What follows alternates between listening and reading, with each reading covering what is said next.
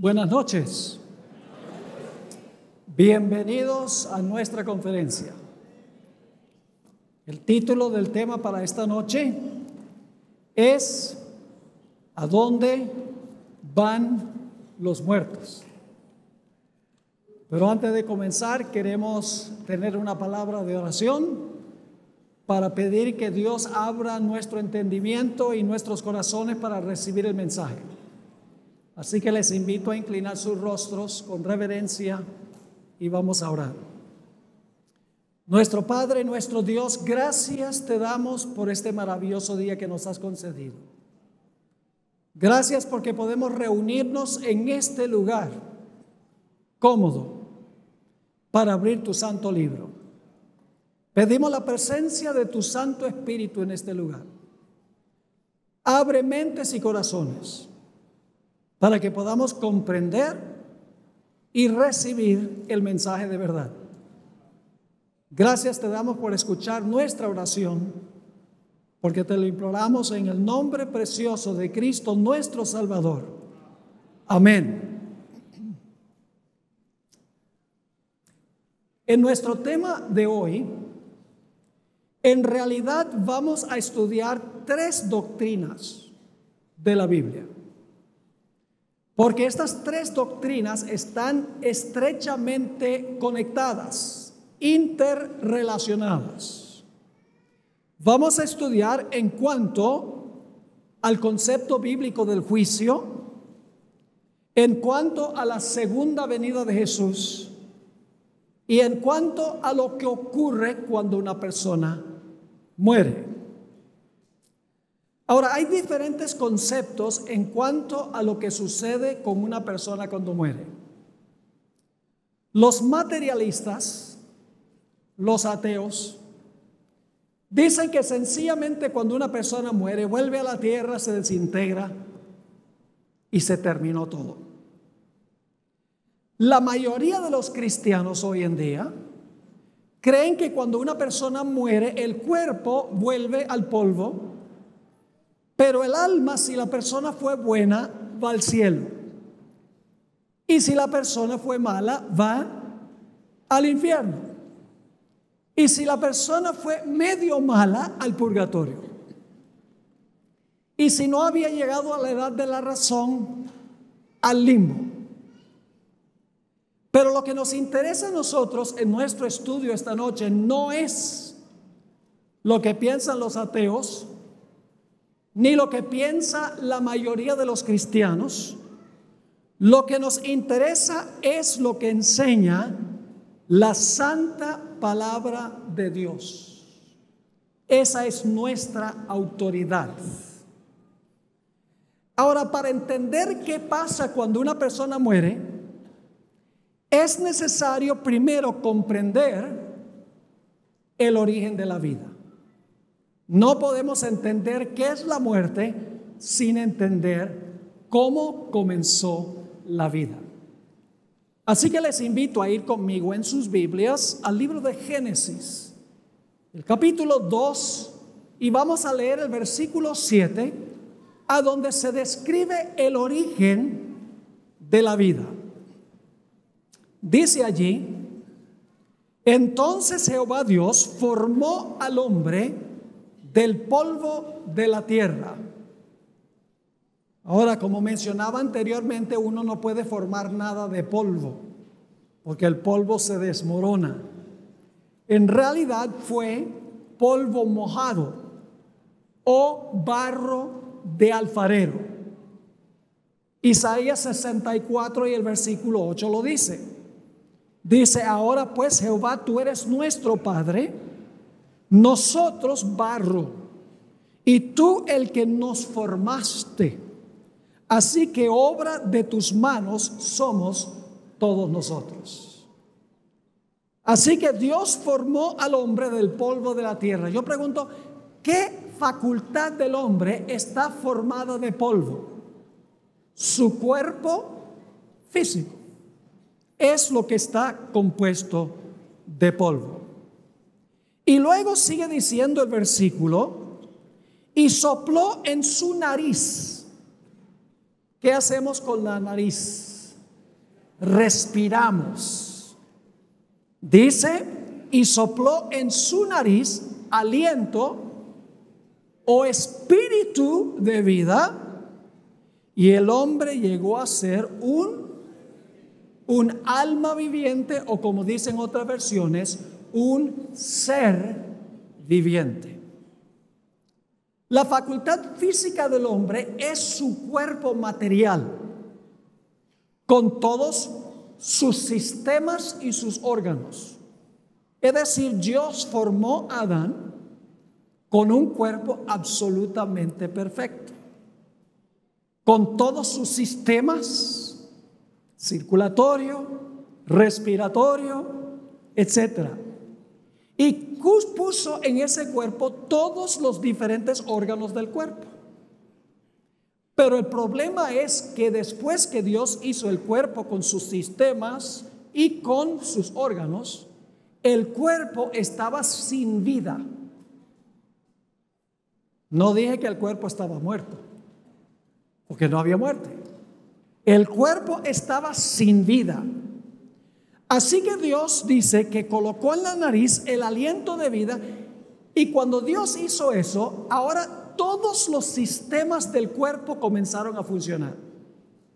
Y todos los órganos del cuerpo comenzaron a cumplir su función. Ahora, en la cabeza de ese primer ser y de todos sus descendientes, Dios colocó el cerebro, la capital del cuerpo. El cerebro es el que graba toda la información que entra por los 5 sentidos. Registra la información, la clasifica y la graba indeleblemente en ese órgano, el cerebro. Ahora, cuando Adán tomó su primer respiro, Adán no tenía biografía. Adán no tenía una identidad personal. No tenía, por así decirlo, una biografía, porque no existía antes. Así que Adán, ahora que recibe el aliento de vida, comienza a escribir su historia, comienza a escribir su biografía. ¿Creen ustedes que Adán era un personaje bastante distinto cuando murió de 930 años que el día que Dios lo creó? Muy distinto. Porque cuando Adán murió, tenía en su cerebro 930 años de biografía, grabado allí en el transcurso de su vida. Todo contenido en el cerebro, acciones, pensamientos, emociones, experiencias, todo grabado en el cerebro de Adán. 930 años de biografía. Ahora preguntémonos, ¿qué pasó cuando Adán murió? Vamos a Eclesiastés 12 y el versículo 7. Eclesiastés 12 y el versículo 7 nos habla del proceso contrario de la vida. Ahora vamos a ver qué dice la Biblia en cuanto a la muerte. Dice en Eclesiastés 12, 7: y el polvo, ¿qué cosa? Vuelva a la tierra como era, y el espíritu o el aliento, ¿qué? Vuelva a Dios que lo dio. Así que, ¿qué sucedió cuando Adán murió? Cuando Adán murió, expiró, dejó de respirar, ya no tenía el espíritu de vida, y todos los órganos dejaron de funcionar, todos los sistemas dejaron de funcionar. Su cerebro cesó de escribir su biografía. Llegó el final de su vida. Lo que se había escrito es lo que existía. Ahora, la pregunta clave es, ¿qué sucedió con el cerebro de Adán? El cerebro es un órgano fisiológico, ¿están de acuerdo? Cuando Adán fue al sepulcro, ¿qué pasó con su cerebro? ¿El cerebro pensaba? ¿El cerebro razonaba? ¿El cerebro procesaba todo lo que entraba por los 5 sentidos? No. El cerebro dejó de funcionar, por lo tanto Adán ya no podía pensar. Su cuerpo y su cerebro fueron al polvo, es decir, se desintegraron. Vamos a leer algunos versículos de la Biblia que nos dicen lo que pasa con el cerebro de una persona cuando muere. El cerebro es un órgano físico. Vamos al Salmo 146 y vamos a leer los versículos 3 y 4. Salmo 146 y el versículo 3 y el versículo 4. No confiéis en los príncipes, ni en hijo de hombre, porque no hay en él salvación. Pues sale su ¿qué? Su aliento, ¿y qué? Vuelve a la tierra. En ese mismo día, de repente sabe todo. ¿Perecen qué? Sus pensamientos. Porque el cerebro dejó de ¿qué? Dejó de funcionar. Ya no puede pensar. Noten Eclesiastés 9:5. Eclesiastés 9 y el versículo 5. Porque los que viven saben que han de morir. ¿De acuerdo? Nosotros sabemos que vamos a morir, al menos que estemos vivos cuando Cristo venga. Pero dice, los vivos saben que han de morir y los muertos todos saben. Dice no, pero los muertos ¿qué? Nada saben ni tienen más paga porque su memoria es puesta en olvido. ¿Cuánto piensa un muerto? Nada. Porque el cerebro, que es el órgano pensante que procesa lo que entra por los 5 sentidos, regresó al polvo y en el transcurso del tiempo se desintegra con el resto del cuerpo. Leamos un texto más ahí mismo en Eclesiastés 9 y el versículo 10.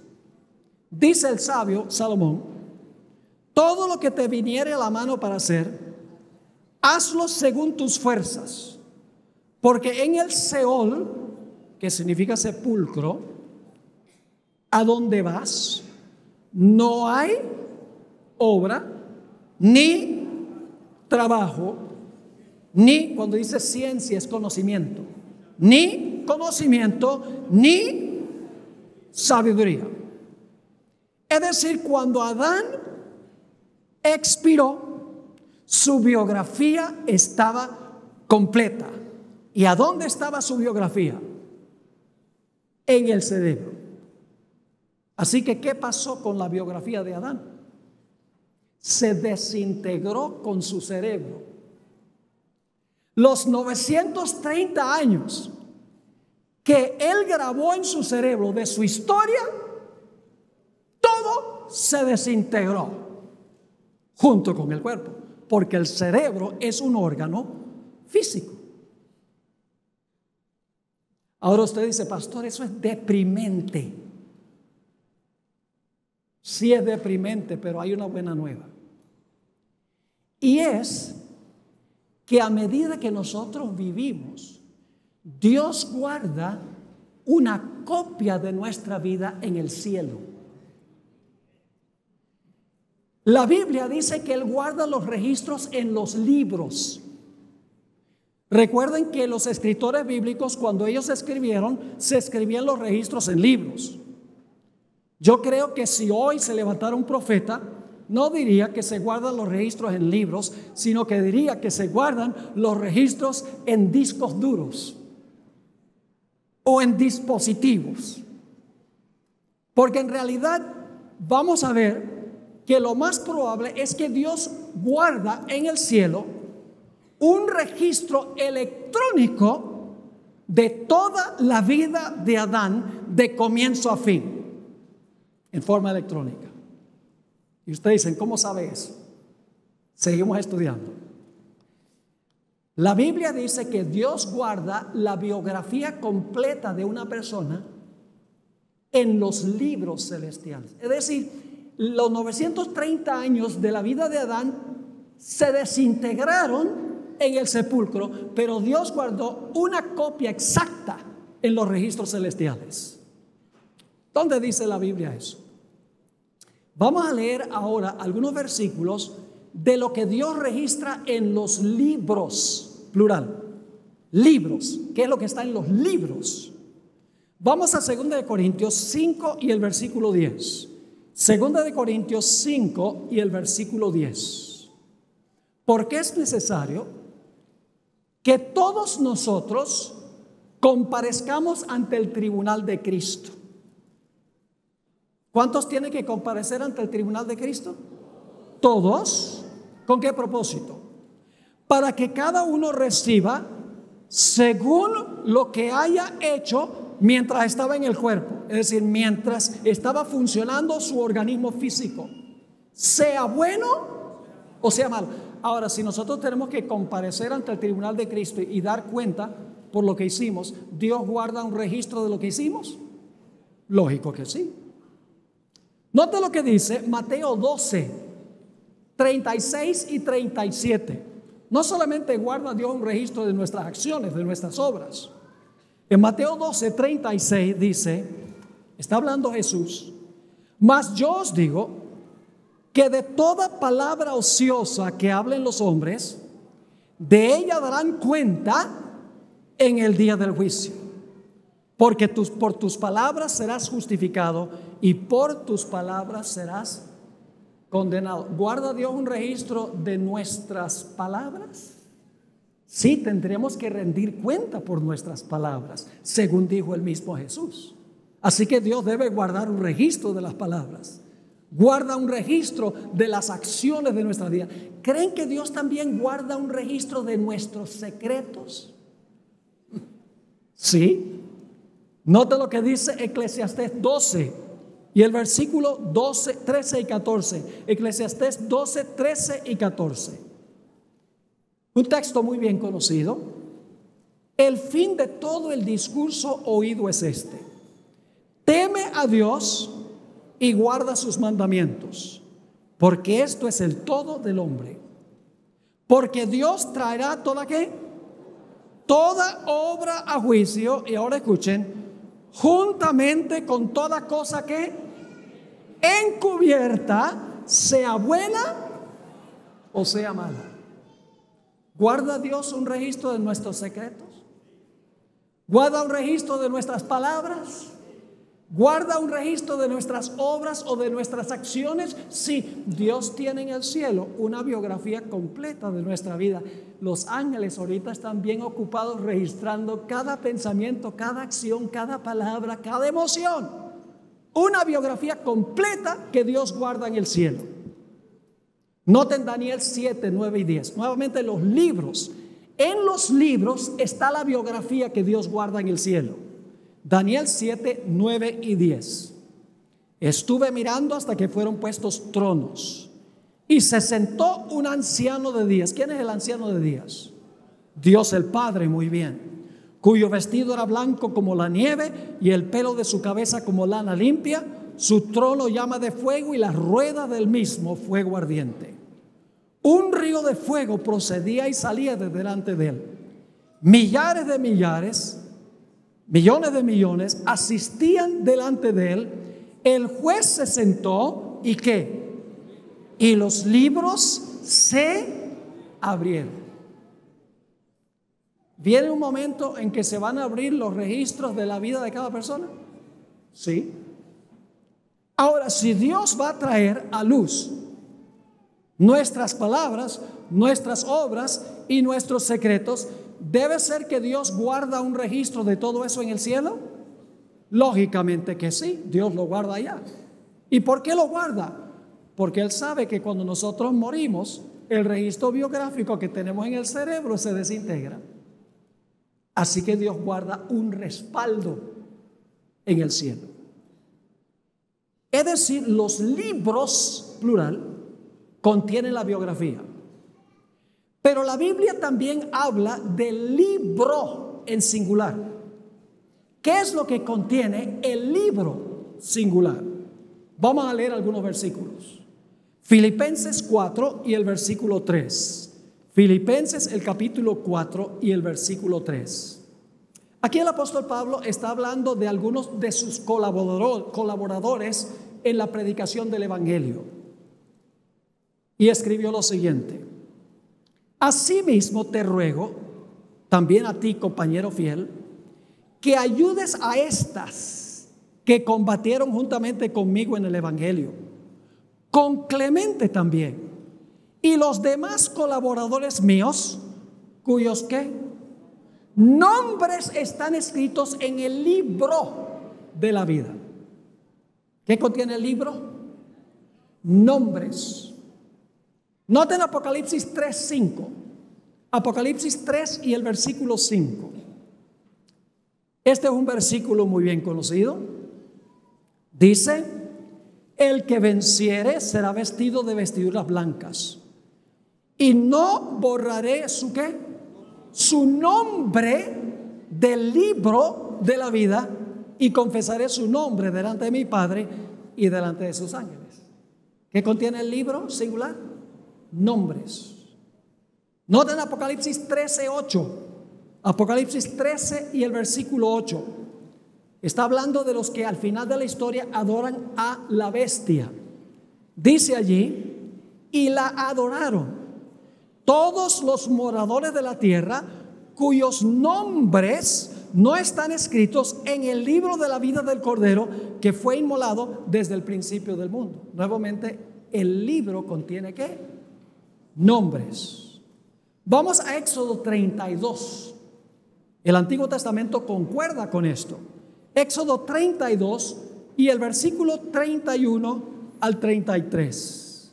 Dice allí: entonces volvió Moisés a Jehová y dijo: te ruego pues, este pueblo ha cometido un grave pecado, porque acaban de adorar al becerro de oro, practicaron la idolatría. Y luego Moisés dice: porque se hicieron dioses de oro. Y luego hace una petición: que perdones ahora su pecado, y si no, ráeme ahora de tu libro que has escrito. Quita mi nombre si tú no puedes salvar al pueblo. Nuevamente, ¿qué es lo que contiene el libro? Nombres. ¿Qué contienen los libros? La biografía que la persona desarrolló en vida, que Dios guarda en el cielo, que Dios archiva, podríamos decir, en el cielo. Un texto más sobre el libro. Daniel 12 y el versículo 1. Daniel 12 y el versículo 1. Está hablando de la conclusión de la gran tribulación final. Y dice: en aquel tiempo se levantará Miguel, el gran príncipe que está de parte de los hijos de tu pueblo. Y será tiempo de angustia, cual nunca fue desde que hubo gente hasta entonces. Pero en aquel tiempo será libertado tu pueblo, todos los que se hallan escritos en el libro. ¿Qué contienen los libros? La biografía, toda la vida de la persona. ¿Qué contiene el libro? Los nombres. Después le voy a explicar cómo se relacionan los libros con el libro. Pero ahora consideremos algunos detalles en cuanto al juicio. Punto número 1. Ya leímos esto en 2 Corintios 5:10. ¿Cuántos tendremos que comparecer ante el gran tribunal de Cristo? Vamos a leer ese versículo de nuevo. Porque es necesario que todos nosotros, el apóstol Pablo también, todos nosotros, dice él, eso lo incluye a él. Porque es necesario que todos nosotros comparezcamos ante el tribunal de Cristo, para que cada uno reciba según lo que haya hecho mientras estaba en el cuerpo, sea bueno o sea malo. Ahora, ¿a dónde es que vamos a comparecer ante el gran tribunal de Cristo? ¿En la tierra o en el cielo? ¿A dónde se hace ese juicio? En el cielo. Puede ser que les sorprenda y diga, pastor, nosotros tenemos que comparecer ante el tribunal de Cristo en el cielo. ¿Y cómo es eso si vivimos en la tierra? Ya les voy a explicar, pero vamos a leer el texto bíblico que dice que el juicio transpira en el cielo. Daniel 7, 9 y 10. Daniel 7, 9 y 10. Estuve mirando hasta que fueron puestos tronos y se sentó ¿quién? Un anciano de días. ¿Quién es el anciano de días? Dios el Padre. ¿A dónde vive Él? ¿A dónde vive el Padre? ¿Cómo oramos? Padre nuestro que estás en todas partes. No, el Padre nuestro dice, Padre nuestro que estás en el cielo. Así que esto está ocurriendo ¿dónde? En el cielo. Así que dice, estuve mirando hasta que fueron puestos tronos y se sentó un anciano de días cuyo vestido era blanco como la nieve y el pelo de su cabeza como lana limpia, su trono llama de fuego y las ruedas del mismo fuego ardiente. Un río de fuego procedía y salía de delante de él, millares de millares le servían y millones de millones asistían delante de él. ¿Quiénes son esos millones de millones que asisten delante de él? ¿Y a dónde viven ellos? En el cielo. Y entonces dice, el juez se sentó y los libros se abrieron. ¿A dónde es que se van a abrir los libros para juzgar a la gente? En el cielo. Y yo sé que ustedes están pensando, bueno, si los libros se abren en el cielo y nosotros tenemos que comparecer ante el tribunal, ¿cómo podemos hacer eso si estamos en la tierra? Ya lo voy a explicar. Siguiente punto. Ese juicio donde tenemos que comparecer ante el tribunal de Cristo ocurre antes de la segunda venida de Jesús. ¿Me oyeron lo que dije? Nosotros tenemos que comparecer ante el tribunal de Cristo en el cielo antes que Jesús venga. Y ustedes dicen, ¿dónde dice la Biblia tal cosa? Apocalipsis 14, 6 y 7. Se conoce como el mensaje del primer ángel. Apocalipsis 14 y el versículo 6 y 7.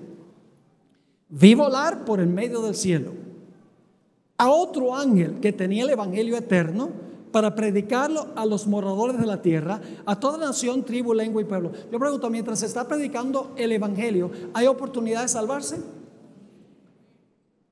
En este mensaje del primer ángel, ¿la gente tiene la oportunidad de salvarse? Pues lógico, ¿para qué se va a predicar si no se pueden salvar? Ahora, noten cómo sigue el mensaje. Versículo 7, diciendo a gran voz, temed a Dios y dadle gloria, porque la hora de su juicio llegará. No, dice la hora de su juicio ha llegado. Yo pregunto, ¿el juicio transpira mientras se está predicando el evangelio? Sí. Es decir, el juicio se hace mientras el evangelio se está predicando. Así que todos tienen que comparecer. El juicio ocurre en el cielo y ocurre antes de la segunda venida de Jesús. Ahora escucha lo que voy a decir. La vasta mayoría de las iglesias en el mundo no entiende lo que estamos estudiando esta noche. Porque ellos creen que el juicio ocurre cuando una persona se muere. Porque si una persona se va al cielo cuando se murió, ya fue juzgado. Si va al infierno, ya fue juzgado cuando se murió. Y algunas iglesias, muchas de ellas creen que la persona va a ser juzgada cuando Cristo venga por segunda vez. Y no pueden entender que los casos de todos se van a examinar en el cielo antes de la segunda venida y que nosotros vamos a comparecer allá, escuchen bien, no en persona, sino a través de lo que está escrito en los libros. ¿Están conmigo o no están conmigo? Ahora yo pregunto, ¿cuándo es que Cristo trae su recompensa? Yo pregunto, ¿durante el juicio se determina qué recompensa va a recibir la persona? Si se va a salvar o se va a perder, ¿el juicio revela eso? ¿Cómo no? Noten lo que dice Mateo 16, 27. Mateo 16 y el versículo 27. Porque el Hijo del Hombre vendrá en la gloria de su Padre con sus ángeles. Y entonces pagará a cada uno conforme a sus obras. ¿Cuándo es que la persona recibe la salvación o la perdición? ¿Cuando muere o cuando Cristo venga? Cuando Cristo venga. ¿Y a dónde se determinó si la persona iba a ir al cielo cuando Cristo venga o no iba a ir al cielo? En el juicio que se hizo en el cielo, examinando los registros de las personas que están en la tierra. ¿Está teniendo sentido esto? Vamos a Apocalipsis 22, 12. Apocalipsis 22 y el versículo 12. Yo les dije que vamos a estudiar 3 doctrinas: el juicio, la segunda venida y los muertos. Hay que estudiarlos juntos, porque si entendemos uno mal, vamos a entender los otros mal también. Noten Apocalipsis 22, 12. Dice Jesús: he aquí yo vengo pronto. ¿Y qué trae Jesús? Tiene que haber decidido de antemano cuál es el galardón para poderlo traer. Sí, dice, y mi galardón conmigo, ¿para qué? Para recompensar a cada uno según sea su obra. ¿Y a dónde están escritas las obras? En los libros. Un pasaje más. Primera de Tesalonicenses 4 y el versículo 15 al 17. Esto nos dice claramente cuándo la gente va a ir al cielo. No es cuando se muere. La Biblia es clara en cuanto a eso. Nota lo que dice 1 Tesalonicenses 4 y el versículo 15 al 17. Hablando de la segunda venida: por lo cual os decimos esto en palabra del Señor, que nosotros que vivimos, que habremos quedado hasta la venida del Señor, no precederemos a los que durmieron. Es decir, los vivos no van a ir al cielo antes que los que murieron. Versículo 16: porque el Señor mismo con voz de mando, con voz de arcángel y con trompeta de Dios descenderá del cielo. ¿Quién es el Señor mismo aquí? Que va a descender del cielo con voz de mando y con trompeta de Dios y la voz del arcángel. ¿Quién es? Jesús. ¿Y qué va a pasar cuando venga? Los muertos en Cristo resucitarán primero. Luego nosotros los que vivimos, los que hayamos quedado, es decir, los que van a estar vivos cuando Cristo venga, seremos ¿qué? Arrebatados juntamente con ellos, es decir, los que murieron y resucitaron, con ellos en las nubes para recibir al Señor en el aire, y así estaremos siempre con el Señor. ¿Cuándo es que Cristo se va a llevar a los fieles vivos y a los fieles que murieron y resucitaron? No cuando mueren, sino cuando Jesús venga. Así que la gente dice, en un funeral dice: doña Julia está disfrutando allá en la presencia del Señor. Miren, si los familiares que murieron van al cielo cuando se mueren, lo que debemos hacer no tener un funeral, sino tener una fiesta. Porque ya no tienen que estar en esta tierra de sufrimiento y clamor y dolor. Hay que hacer una fiesta. Está en el cielo disfrutando de la gloria. ¿Para qué llorar si pensamos que están en el cielo? La Biblia nunca enseña que la gente va directo al cielo cuando se muere. ¿Vamos bien? Ahora volvamos al caso de Adán. Quiero leerles una cita que se encuentra en ese maravilloso libro, El conflicto de los siglos. Página 537. A medida que los libros de registro se van abriendo en el juicio, las vidas de todos los que hayan creído en Jesús pasan ante Dios para ser examinadas por Él. Empezando con los que vivieron primero en la tierra. ¿Quién sería el que vivió primero en la tierra? Adán. Comenzándolo con los que vivieron primero en la tierra. Nuestro abogado presenta los casos de cada generación sucesiva, es decir, se hace en orden cronológico. Gracias a Dios que no es en orden alfabético, porque mi apellido empieza por B. Así que dice, nuestro abogado presenta los casos de cada generación sucesiva Y termina con ¿quiénes? Los últimos en ser juzgados son los que van a estar vivos y van a pasar por lo que la Biblia llama el tiempo de angustia. Ahora, no tengo tiempo de comprobar esto, pero ese juicio celestial comenzó en el año 1844. Ese es un tema para otro tiempo. Si quieren pueden ir a nuestra página de nuestro ministerio. Escribí un manual que se llama La razón de nuestro existir, a donde analizo el asunto de la fecha cuando comenzó el juicio celestial. Ahora yo pregunto, ¿a dónde estaba Adán, el primero en ser juzgado, en 1844? Muerto y desintegrado. ¿De acuerdo? Vamos a Juan 5, 28 y 29. Juan 5, 28 y 29. Aquí Jesús dice a dónde va la gente cuando se muere. ¿A dónde estaba Adán cuando comenzó el juicio?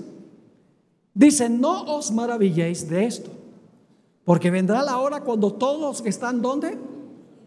En los sepulcros oirán su voz. Y los que hicieron lo bueno saldrán a resurrección de vida, mas los que hicieron lo malo a resurrección de condenación. ¿Cuándo es que son condenados los impíos? ¿Cuando mueren o cuando Cristo venga? Cuando Cristo venga. ¿Cuándo es que los justos reciben su recompensa? ¿Cuando mueren o cuando Cristo venga? Cuando Cristo venga. La Biblia es muy clara en cuanto a eso. Ahora yo sé que ustedes están pensando, bueno, Pastor Borg, si Adán fue el primero en ser juzgado en 1844 y él estaba en el sepulcro desintegrado, ¿cómo es posible que él pudo comparecer ante el tribunal de Cristo para ser el primer personaje en ser juzgado? La respuesta es muy sencilla, y es que compareció ante el tribunal de Cristo a través de lo que estaba escrito en los libros. Es decir, se examina su biografía que Dios guardó en el cielo. Ahora quiero que noten algo muy interesante. Hemos dicho que el espíritu es la respiración de la persona, pero el espíritu es más que la respiración. En realidad, a medida que una persona vive y respira y procesa, podríamos decir que el espíritu de esa persona se personaliza. Ahora ustedes dicen, ¿qué significa eso? Vamos a leer 3 textos del Nuevo Testamento. Lucas 8, 52 al 56. Lucas 8, 52 al 56. Una niña murió. Sus padres estaban tristes. Y dice allí en el versículo 52, y lloraban todos y hacían lamentación por ella. Pero él dijo, no lloréis. No está muerta, sino que duerme. Y se burlaban de él sabiendo que estaba muerta. Mas él, tomándola de la mano, clamó diciendo, muchacha, levántate. Ahora a veces me fallan los ojos cuando leo, así que me corrigen si leo mal. Entonces el espíritu volvió. No, su espíritu volvió. No el espíritu, su espíritu volvió. E inmediatamente se levantó y él mandó que se le diese de comer. Cuando se murió con hambre. ¿Qué le fue devuelto a esta niña? Su identidad personal, que Dios había guardado ¿dónde? En los libros celestiales. Yo pregunto, ¿reconoció a sus padres? ¿Sabía que había estado enferma? ¿Cómo no? Empezó a donde dejó cuando murió. Vamos a otro texto. El martirio de Esteban. Hechos 7, 57 al 60. Hechos 7, 57 al 60.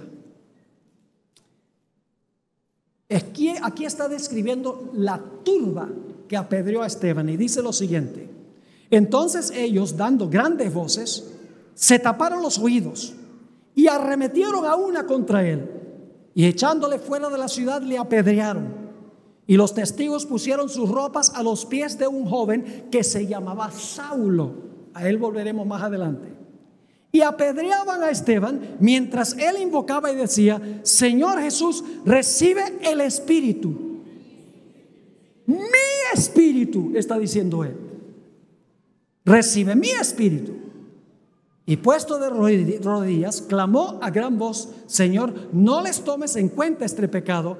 Y habiendo dicho esto, durmió. Vamos al tercer ejemplo. Lucas 23, 46. Lucas el capítulo 23 y el versículo 46. Aquí está hablando de Jesús. Entonces Jesús, clamando a gran voz, dijo: Padre, en tus manos encomiendo el Espíritu. No. Jesús está diciendo: en tus manos encomiendo mi existencia.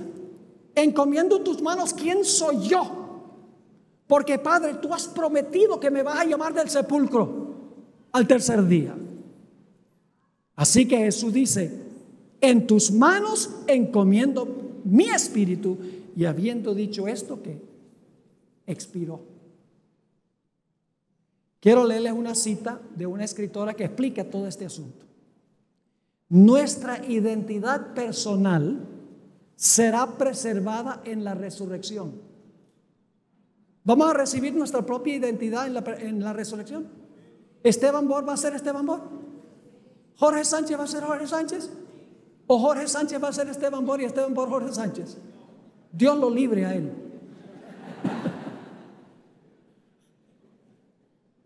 Nuestra identidad personal será preservada en la resurrección, aunque no sean las mismas partículas de materia ni la misma sustancia material que fue a la tumba. Dios no necesita recuperar cada partícula de materia para devolvernos el cuerpo, porque va a ser un material mucho más fino. Sigue escribiendo: las maravillosas obras de Dios son un misterio para el hombre. El espíritu, que es el carácter del hombre, vuelve a Dios y allí es preservado. El carácter es la identidad de la persona.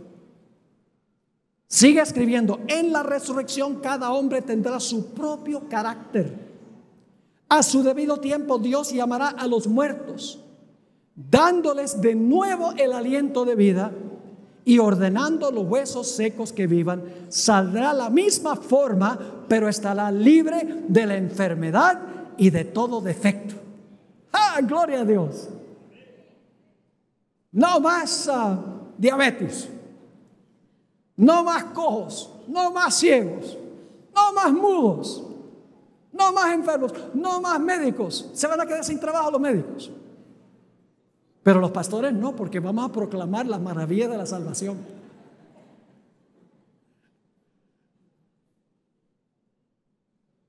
¡Qué glorioso!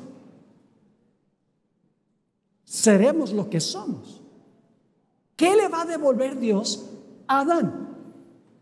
Le va a devolver la identidad personal que él desarrolló durante los 930 años de su vida, que se desintegró en su cerebro, pero que Dios guardó en los libros celestiales, a través de los cuales Dios juzga a Adán cuando surge su nombre en el juicio. Ahora permítame mencionar a otro grupo de personas. Los justos van a resucitar justos. ¿Cómo van a resucitar los impíos?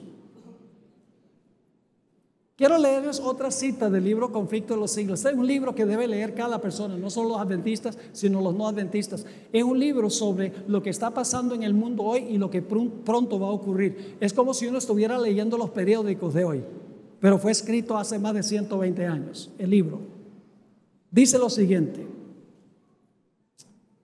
hablando de los que van a estar fuera de la santa ciudad después de los 1000 años.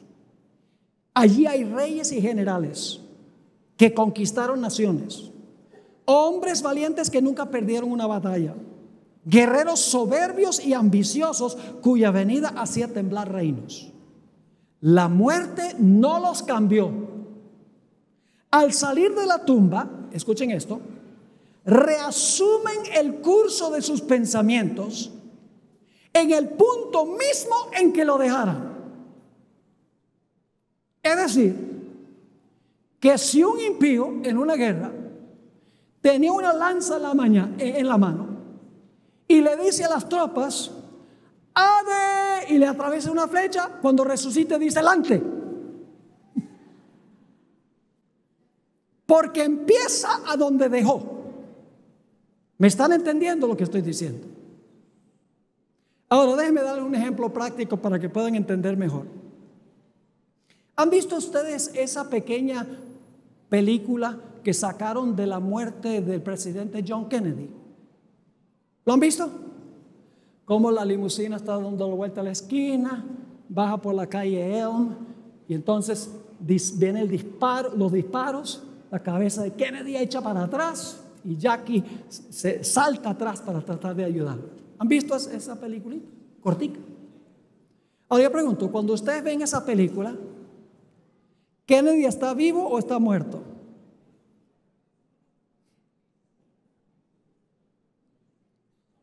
En la película está vivo, pero están viendo la película después de muerto. Escuchen esto. Hay cierto sentido en que los muertos, cuando se evalúan sus casos en el juicio, comparecen ante el tribunal vivos. Y usted dice, ¿en qué sentido? En el sentido de que el registro de sus vidas se hizo mientras estaban vivos. Cuando se ve la película en el cielo, en el juicio, aparece la vida de la persona. Eso se grabó mientras la persona estaba viva, pero se está evaluando después que la persona ¿qué? Después que la persona murió. Ahora,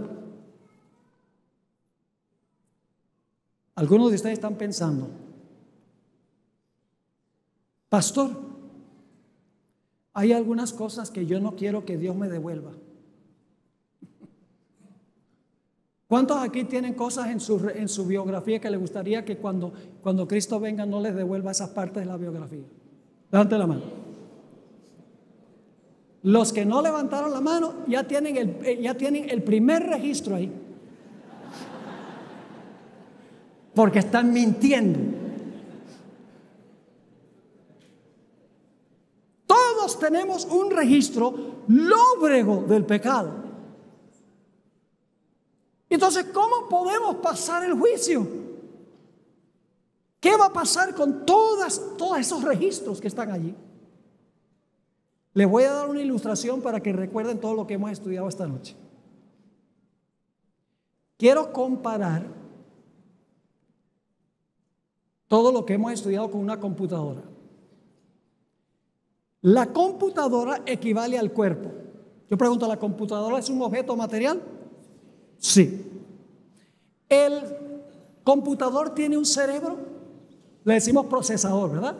¿Tiene un cerebro que graba y procesa todo como el cerebro humano? Sí. ¿Cómo no? ¿Qué hay que hacer para que funcione la computadora? Hay que darle el aliento de vida. ¿Se llama qué? Enchufarlo. Enchufar la computadora.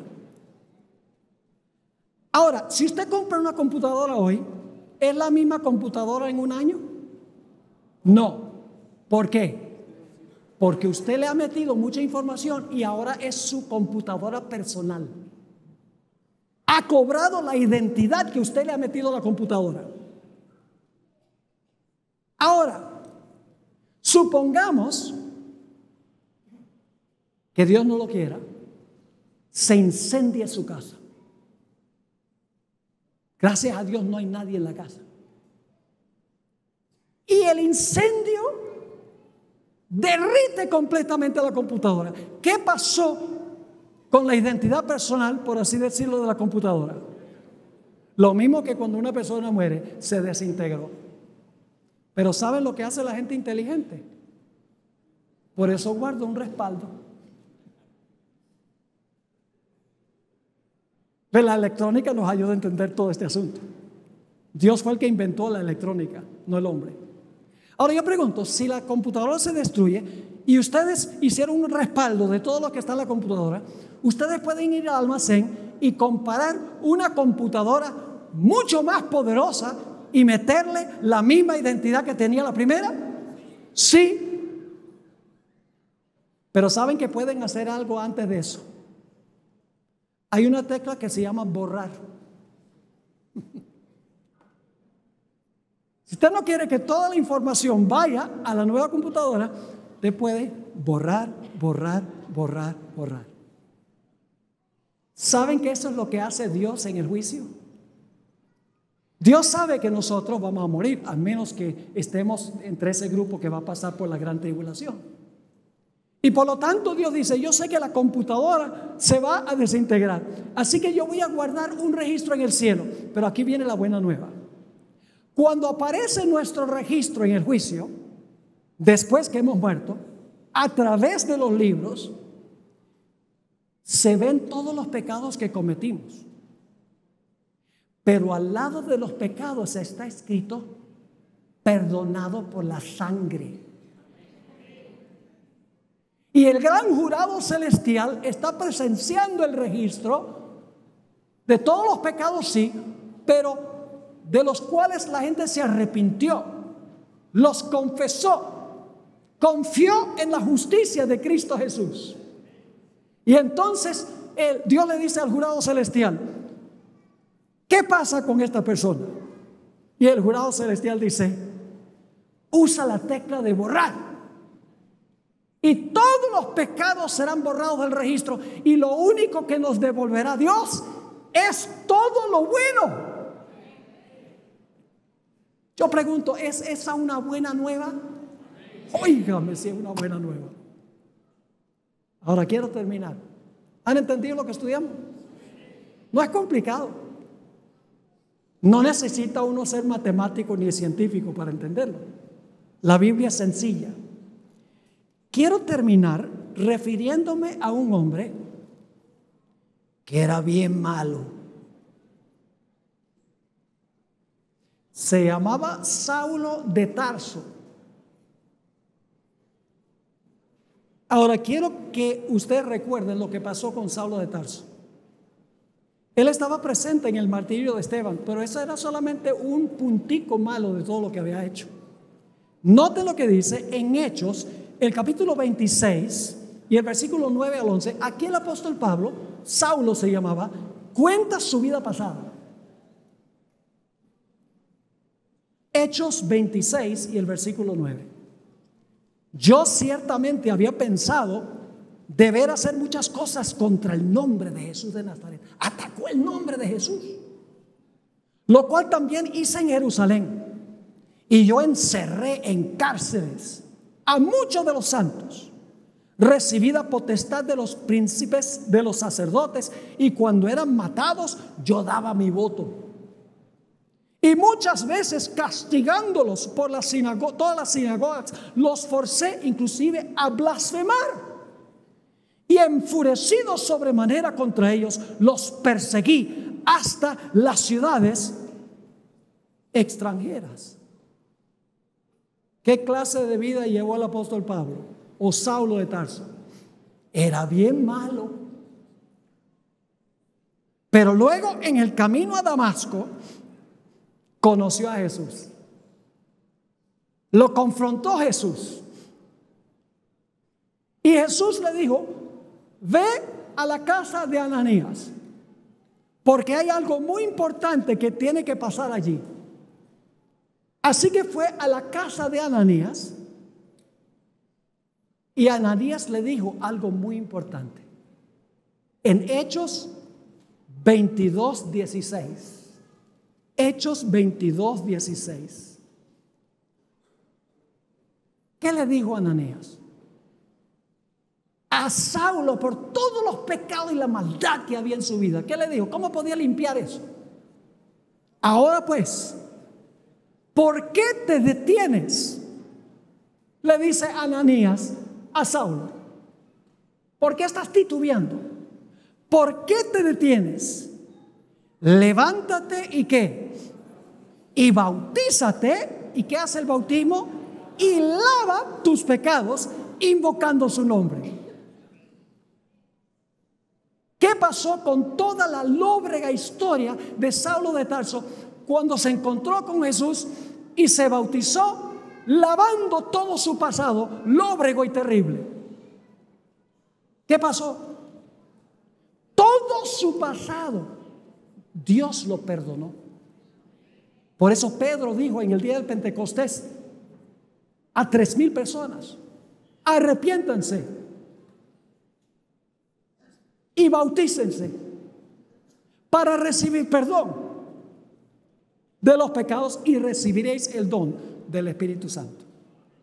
Es en el bautismo que se borró todo el registro terrible de Saulo de Tarso. Se colocó perdón al lado de todos esos pecados. ¡Qué glorioso! Y yo no creo que haya nadie aquí tan malo como fue Saulo. Y Cristo puede hacer lo mismo por ti que lo que hizo por Saulo. ¿Saben lo que yo quiero ver algún día? Yo quiero ver el encuentro entre Saulo y Esteban. Yo pregunto, ¿Saulo se va a salvar? Sí, pueden leer, no tenemos tiempo, pero en 2 de Timoteo 4, 6 al 8, él dice que Jesús le ha preparado una corona y a todos los que aman su venida. Saulo se va a salvar. ¿Se va a salvar Esteban? Sí, digo, en tus manos encomiendo mi espíritu. Los dos se van a salvar. Ahora imagínense, me emociona nada más contar esto. Esteban no sabe que Saulo se convirtió. Así que ahora la Nueva Jerusalén viene caminando de una dirección, Saulo de Tarso, y de la otra dirección viene Esteban. Y Esteban,